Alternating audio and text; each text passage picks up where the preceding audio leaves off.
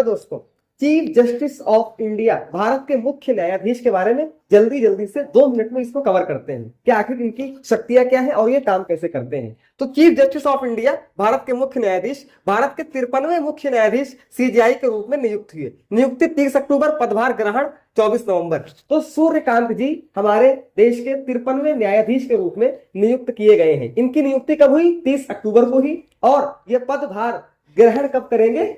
24 नवंबर को। अब बात करते हैं योग्यता की कि भारत के न्यायाधीश की योग्यताएं क्या होनी चाहिए।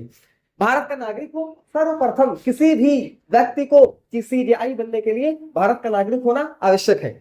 हाई कोर्ट में कम से कम 5 साल बतौर न्यायाधीश काम किया हो या 10 वर्ष तक वकालत किए हो हाई कोर्ट में, या तो वो 5 साल तक किसी हाई कोर्ट का जज रहा हो, या वो 10 साल तक प्रैक्टिस किए हो या मल्टीपल कोर्ट्स में प्रैक्टिस किए हो। कम से कम 10 साल का अनुभव होना जरूरी है। अब बात करते हैं कि राष्ट्रपति की राय में एक प्रतिष्ठित न्यायविद होना चाहिए। तो राष्ट्रपति की नजर में वो एक कानून का अच्छा जानकार भी होना चाहिए। अब बात करते हैं इनकी नियुक्ति की। तो भारत के राष्ट्रपति जी के द्वारा इनकी नियुक्ति की जाती है, जैसा कि यहाँ पे लिखा हुआ है। और किस आर्टिकल के तहत इनकी नियुक्ति होती है? आर्टिकल 124 के सब आर्टिकल 2 के तहत इनकी नियुक्ति भारत के राष्ट्रपति के द्वारा की जाती है, और उनको शपथ भी भारत के राष्ट्रपति ही दिलाते हैं। अब बात करते हैं इनके शक्तियों की।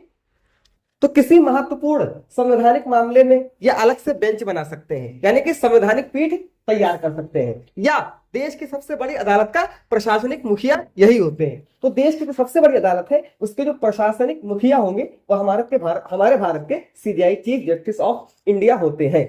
धन्यवाद।